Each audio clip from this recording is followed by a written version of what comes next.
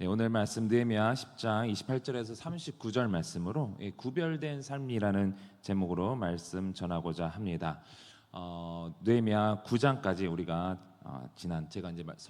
지난주에 설교를 했을 때 9장 마지막 절까지 이제 말씀을 나눴습니다. 그리고 이제 10장의 시작은 여러 사람들의 이름으로 시작되고 있는데, 먼저 우리 9장의 마지막 절 38절 말씀을 먼저 읽어 보도록 하겠습니다. 9장 38절 9장인데요.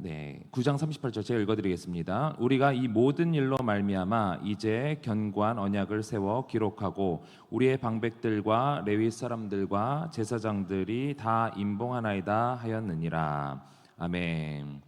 이스라엘 백성이 앞에 이제 9장에서 전한 말씀을 통해서 은혜의 하나님, 공의의 하나님, 하나님께서는 하나님의 은혜를 계속해서 베푸셨는데 우리 이스라엘 백성들, 우리 민족의 조상들의 그 삶을 돌이켜 보니까 그냥 하나님께서 우리를 그냥 내쳐버린 줄 알았는데, 그것이 아니라 우리가 하나님께 충성하지 못했기 때문에, 하나님께서 따르라고 하신 그 율법을 우리가 지키지 않았기 때문에 하나님께서 우리를 멸망의 길로 내버려 두게 하셨다라는 것을 이들이 깨달은 겁니다.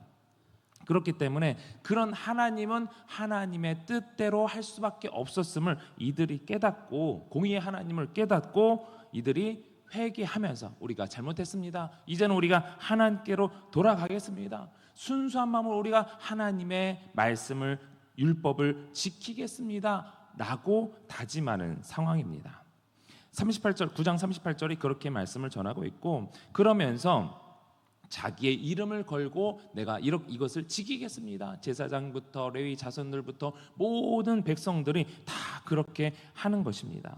그렇게 다짐한 인물들에 대해서 10장 1절부터 우리가 읽었던 그 앞절 27절까지 나오는데요, 우리가 10장 1절 말씀만 읽어보도록 하겠습니다. 시작.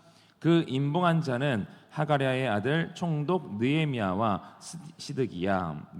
총독 느헤미야와 여기서 나오는 이 시드기야는 이 느헤미야의 이제 서기관 정도로 이제 우리가 볼 수가 있는데, 그렇게 시작해서 그 언약에 대해서 도장을 찍고 임봉한 지도자들, 레위 사람들, 제사장들에 대해서 쭉 84명의 인물이 나옵니다. 그리고 이어서 오늘 읽은 부분 28절 이후에는 이제 그러면은 이 하나님의 말씀을, 하나님의 율법을 어떻게 우리가 지킬 것인가에 대해서 이제 다짐을 하고 있는 것이죠. 이들이 다짐한 것을 보면 크게 세 가지로 볼 수가 있습니다. 우리 먼저 30절을 읽어보도록 하겠습니다. 시작. 우리의 딸들을 이 땅 백성에게 주지 아니하고 우리의 아들들을 위하여 그들의 딸들을 데려오지 아니하며. 무슨 말일까요? 이방인과 단절하겠다라는 거죠. 그러니까 이 얘기는 무슨 얘기예요? 그 전에는 이방인들과 교류가 있었다라는 거예요. 아들을 사위로 주고 며느리를 받기도, 그들의 족속의 딸들을 받아들이고, 그런 이방인과의 어떤 혼인도 맺고 또 여러 가지 교류가 있었다라는 것이죠. 근데 이 문제는 모세 때부터 하나님이 지키도록 하신 겁니다. 너희들 이방인과 확실하게 단절을 해라. 아니, 그 이전부터 하나님께서는 이스라엘 백성이 이방인과 섞이는 것을 원치 않으셨습니다. 하나님은 온 인류를 사랑하시는 하나님 아니십니까? 근데 왜 이스라엘 백성만 특별히 더 사랑하셨을까요? 왜냐하면 이스라엘 백성만 더 특별히 사랑하신 것이 아니라 하나님의 뜻은 무엇입니까? 하나님께서는 이스라엘 백성을 제사장 나라로 세워서 이스라엘 백성들을 통해서 열방이 하나님을 믿게 하는 것이 하나님의 뜻이었습니다. 그러려면은 이스라엘 백성들이 그 제사장 역할을 잘 감당해야죠. 이스라엘 백성이 그 믿음으로 온전히 서야 됩니다. 그런데 이 이스라엘 백성이 이방인과 섞이는 것을 원치 않는다라는 것은 이스라엘 백성이 나약하기 때문에 그렇습니다. 그들은 누구에게 영향력을 줄 만하지 않기 때문에 그들이 이방인과 섞이게 되면 어떻게 되겠습니까? 이방인들에게 영향을 주라고 하나님께서 이스라엘 백성을 택한 것인데, 그럴 역량이 안 되기 때문에 그들과 섞이게 되면 오히려 그들의 영향을 받기 때문에 그것을 우려하신 것이죠. 그렇게 되면 하나님께서 택하신 이 이스라엘 백성조차도 하나님으로부터 점점 멀어져서 아버지 되신 하나님을 떠나게 되기 때문에 그렇습니다. 사실 이것은 이스라엘 백성만의 문제가 아니라 모든 인간이 다 그렇습니다. 아담의 영향을 받아서 하나님의 말씀보다 자신의 욕망을 더 쫓고자 하는 것이 인간의 본능입니다. 그렇기 때문에 하나님께서는 아무것도 내세울 수 없는 이스라엘 백성을 택하시고 선민이 되게 하셔서 큰 은혜를 누리게 하셨습니다. 이스라엘 백성으로서는요, 정말 그것이 큰 은혜예요. 무엇이 잘나서 너희들이 모든 열방 중에 가장 작기 때문에 하나님께서 이스라엘 백성을 택하셨다라고 말씀하셨습니다. 그러니까 이스라엘 백성은 사실 뭐 내세울 게 없는 거예요. 우리 역시 하나님을 떠나서는 살 수 없습니다. 하나님을 떠나서는 완전히 우리는 멸망할 수밖에 없습니다. 그런데 이방인과 섞이면 하나님을 모르는 자들과 섞이면요, 오히려 그들의 나쁜 영향을 받기 쉬운 것이 우리입니다. 여러분이에요. 그러니 하나님께서 사랑하시는 우리가 망하는 것을 그냥 보시겠습니까? 아니면 어떻게든 통제를 하시겠습니까? 예, 통제를 하셔야죠. 그 원인이 사라지도록 이방인과의 단절을 명하신 것입니다. 너희들 섞이면 그냥 너희들 영향을 받을 수밖에 없어. 그냥 아예 끊어. 이런 것입니다. 정확히 말하면 우리의 이 나약함 때문에, 안 좋은 것은 빨리 받아들이려는 이 나약함 때문에 그들과 구별시킨 것이죠. 여러분들도 한번 생각을 해보십시오. 어떤 사람에 대해서 얘기를 들었는데, 그 사람이 하루에 성경을 1시간 이상 본다더라, 하루에 한 사람 이상에게 복음을 전한다더라, 새벽 기도 빠짐없이 1시간 이상씩 기도한다더라, 이런 사람에 대해서 얘기를 들으면, 그 사람이 옆에 있다라고 하면 여러분들은 어떤 생각이 드십니까? 신실하네, 이런 마음과 동시에 지독하네, 어떻게 그렇게까지 할 수 있을까? 그러면서 그래도 우리의 신앙을 위해서는 저 사람의 모습이 본을 받아야 되는데 따라가요, 안 따라가요?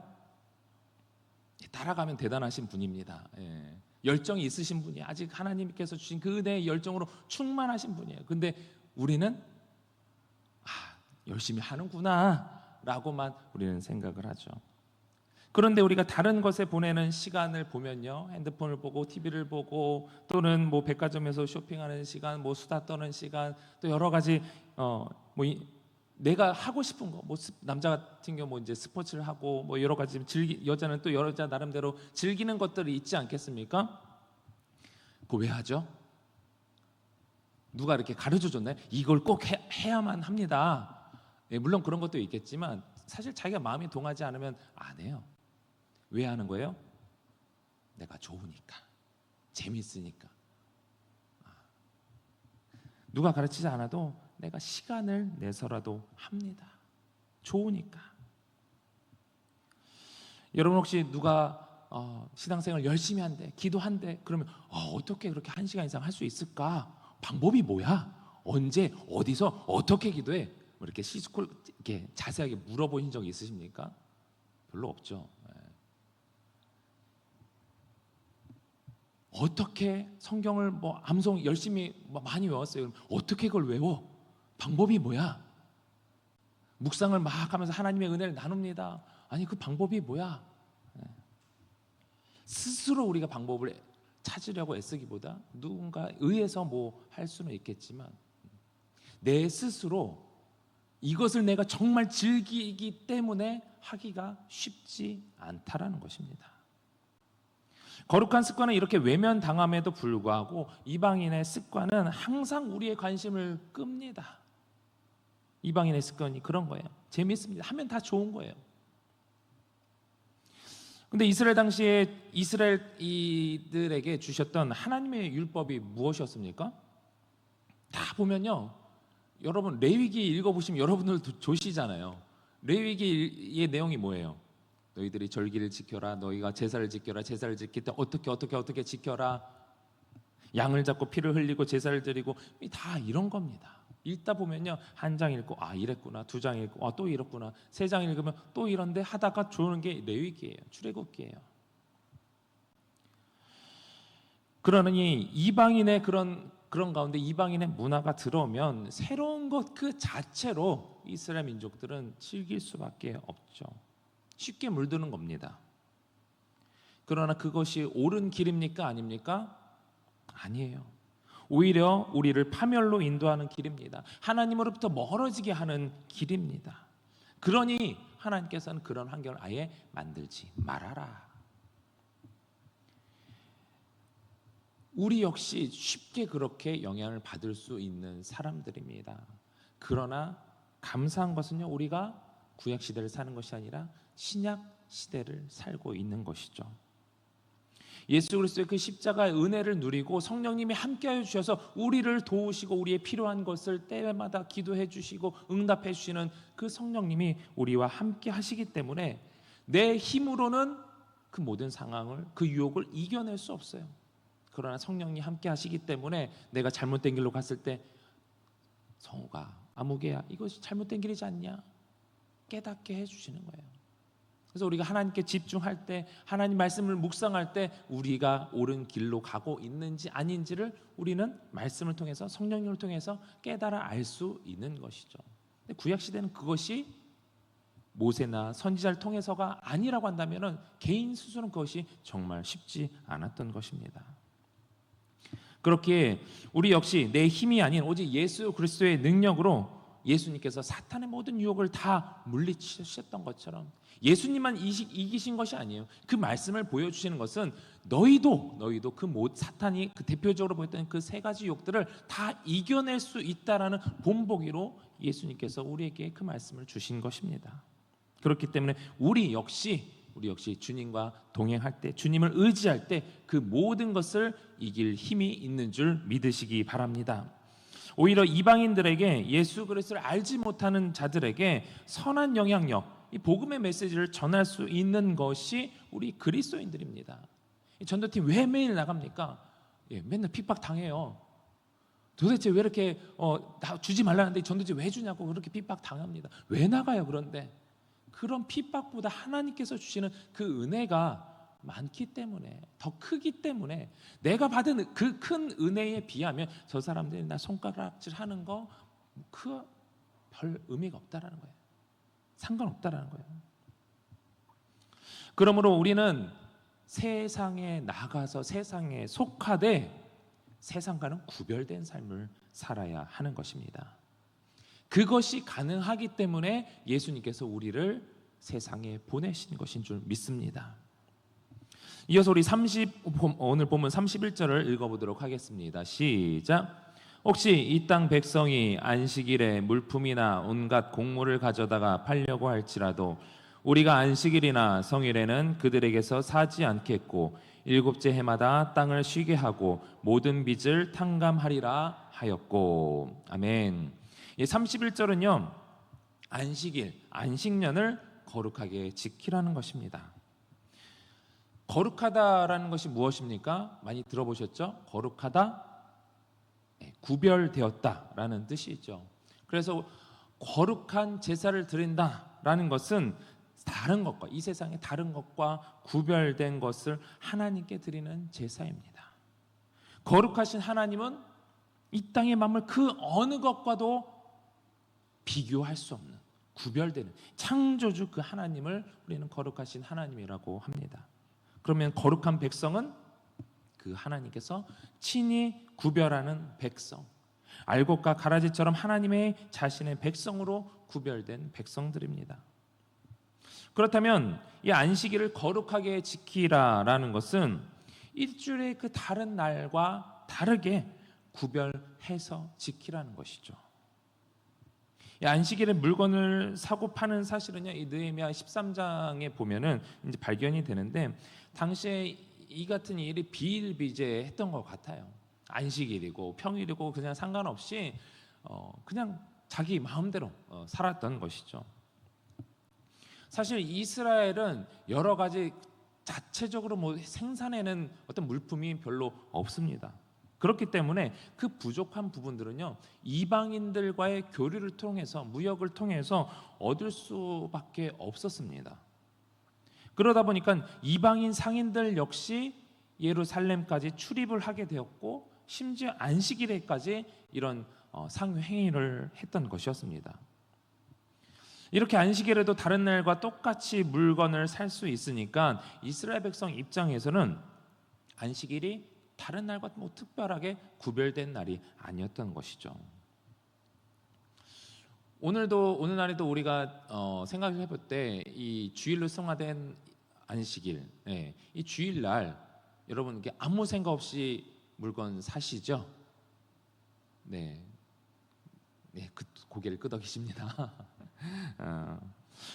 혹시 여러분 어렸을 때, 요즘에는 그런 얘기를 그래도 전체적으로 좀 덜 듣게 되는데, 어떤 교회의 어떤 목사님은 주일에는 뭐 사 먹지도 말라, 아무것도 사지 말라, 이런 특별히 이제 교단적으로 그런 부분, 그런 교회가 있었는데, 그런 얘기 들어보시지 않으셨어요? 예, 저도 이제 많이 들어봤었는데, 그 얘기를 들었을 때에 주일날 아무것도 안 사고 안 먹고 하면은 얼마나 불편해.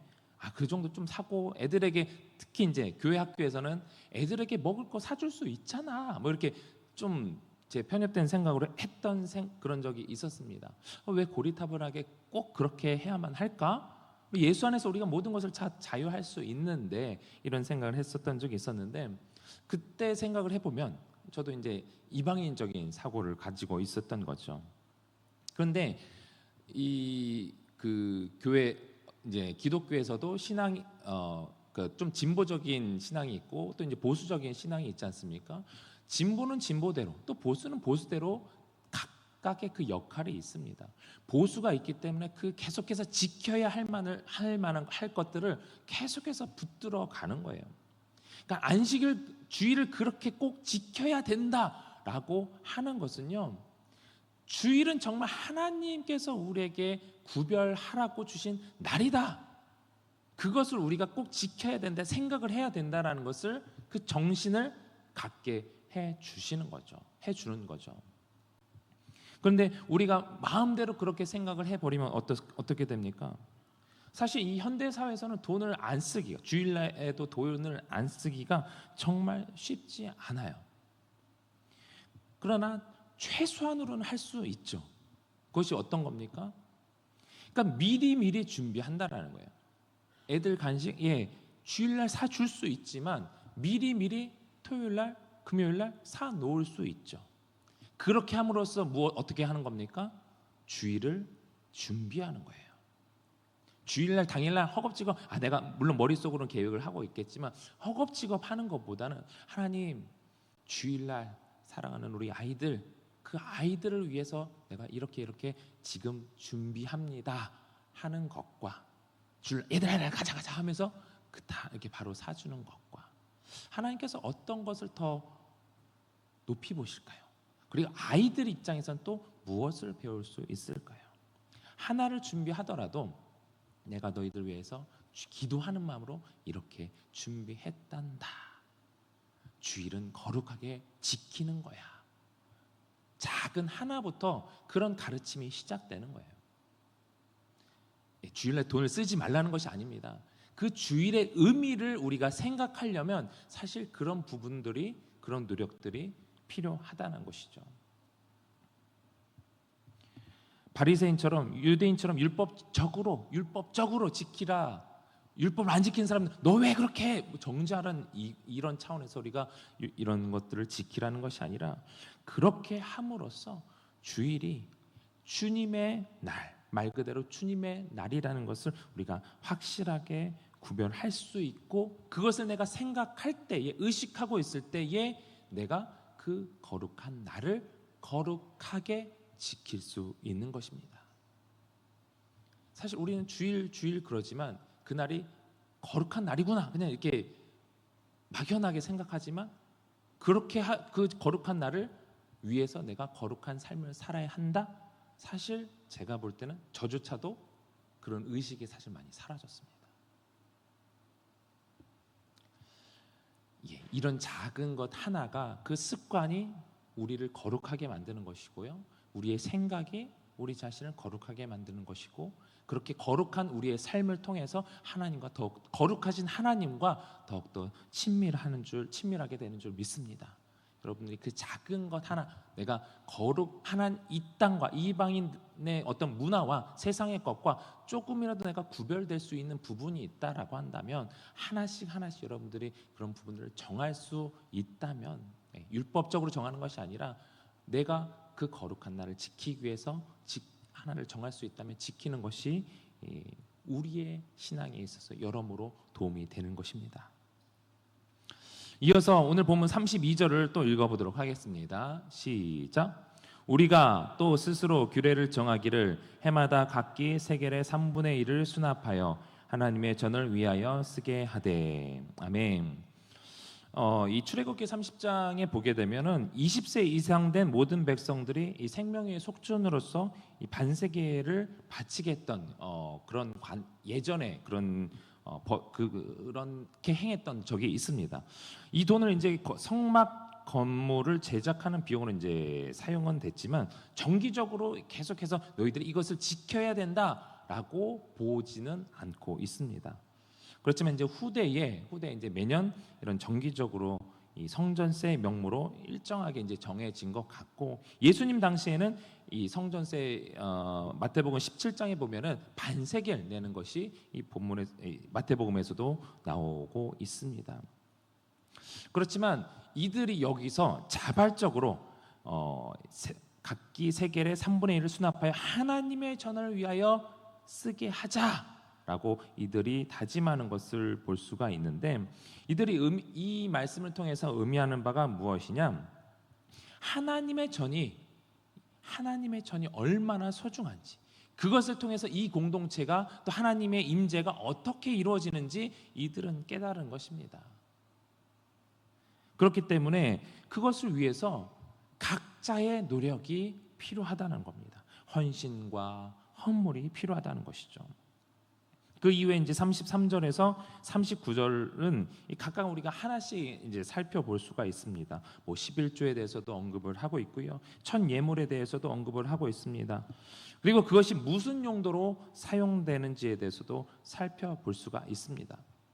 그런데 이 33절에서 39절에서 공통적으로 반복적으로 나오는 것은 하나님의 전입니다.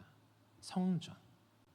그들이 모여서 함께 예배, 제사 드리는 그런 공간이죠. 그 곳을 위해서 사용된다라는 것입니다. 그 곳을 섬기는 사람들을 위해서 이것이 사용된다라는 것입니다. 우리가 가진 것 중에서 하나님의 것을 구별하고 또 헌신하고 헌물하는 것은 하나님의 전을, 또 오늘날로 보면은 이 하나님의 교회 공동체를 위해서 이것이 필요하다라는 것입니다. 우리가 대표적으로 이제 11조를 들 때 우리에게 필요한 자세가 무엇입니까? 11조는 제가 열심히 일해서 받은 돈의 10분의 1만 하나님 것입니다 라는 것이 아니라, 제가 받은 것 모든 것이 다 하나님 것입니다 라는 의미로 우리가 11조를 드리죠. 내가 이거 했는데 벌었는데 하나님 10분의 1만 딱 드리고 나머지는 내 마음대로 쓰겠습니다, 이것이 아니라는 거예요. 모든 것이 하나님의 것임을 인정하는 것이 이 11조입니다.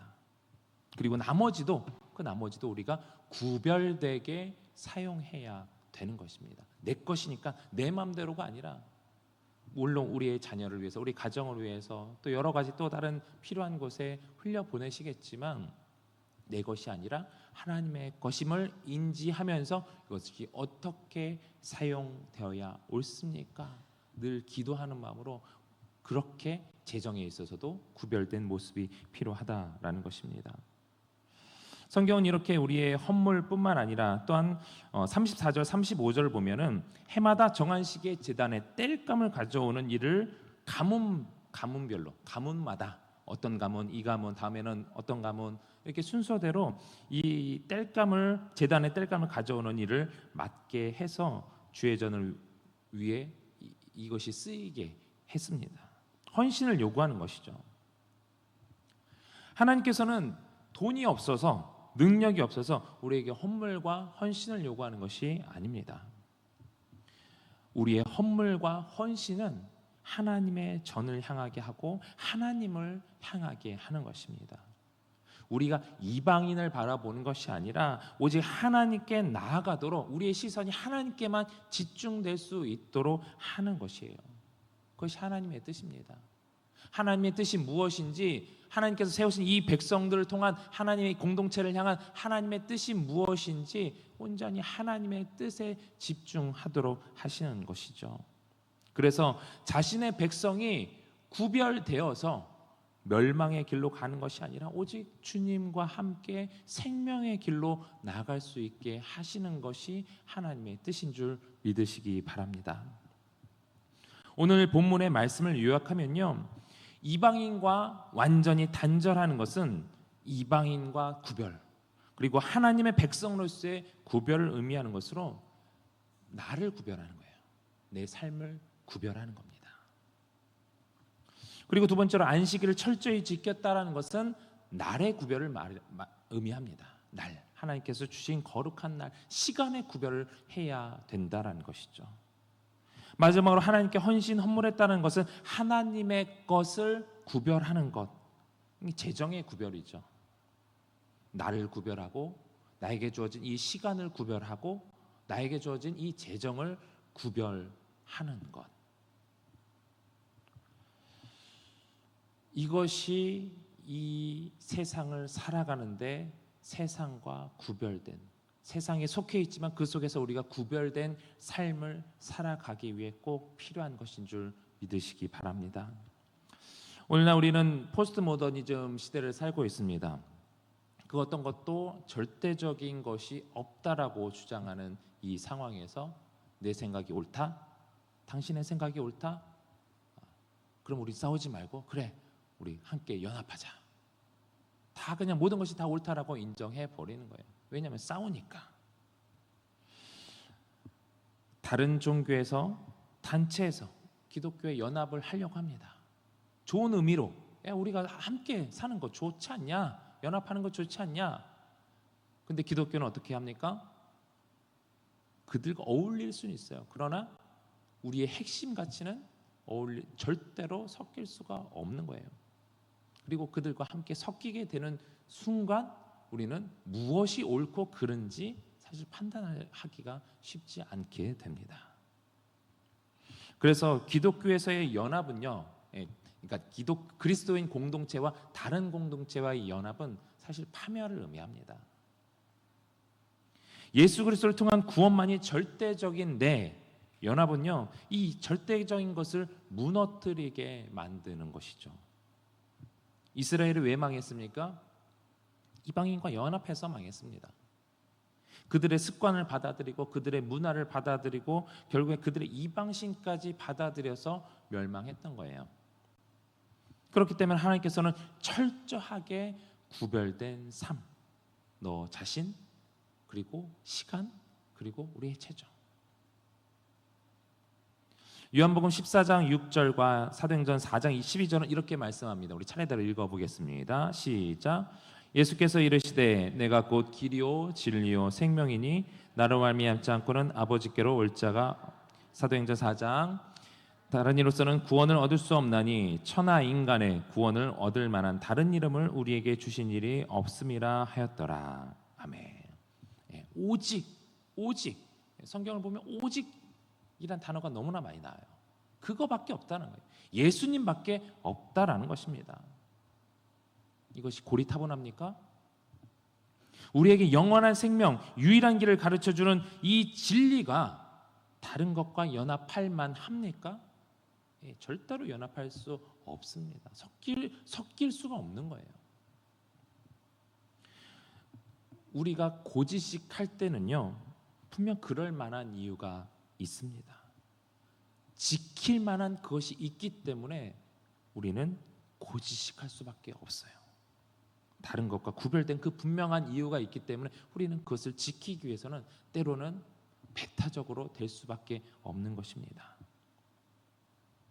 기독교가 이 예수 그리스도가 다른 것과 구별될 분명한 이유가 있다면 그 확고한 진리를 붙들고 나가는 우리 역시 구별된 삶이 필요한 줄 믿습니다. 그렇기에 우리 가운데 혹시 아직까지 버리지 못한 잘못된 습관이 있다면, 구별되지 못한 모습이 있다면 이 시간을 통해서 내려놓으시기 바랍니다. 오늘 말씀을 묵상하면서 하나님 앞에서 어떻게 나의 삶을 구별할 것인가, 어떻게 나의 시간을 구별할 것인가, 어떻게 하나님의 것, 이 재정을 구별을 할 것인가 다짐하는 성도 여러분들이 되시기를 주님의 이름으로 축원합니다. 우리 주신 말씀 기억하면서 함께 기도하실 때에 방금 들었던 내용처럼 하나님 어떻게 나의 삶을 구별할까요? 나의 시간을, 나의 재정을 어떻게 구별할까요? 깨닫는 이 시간 되게 해달라고 기도하시고, 또 우리 다음 세대 부흥을 위해서 기도하시고, 또 수능이 64일 남았습니다. 준비하는 수험생들과 또 부모들에게 지혜와 평강을 주셔서 남은 기간 다 잘 준비할 수 있도록, 또 둔촌동 시대가 활짝 열릴 수 있도록 또 각자의 기도 제목을 놓고 우리 주님 세 번 간절히 부르고 통성으로 기도하겠습니다. 주여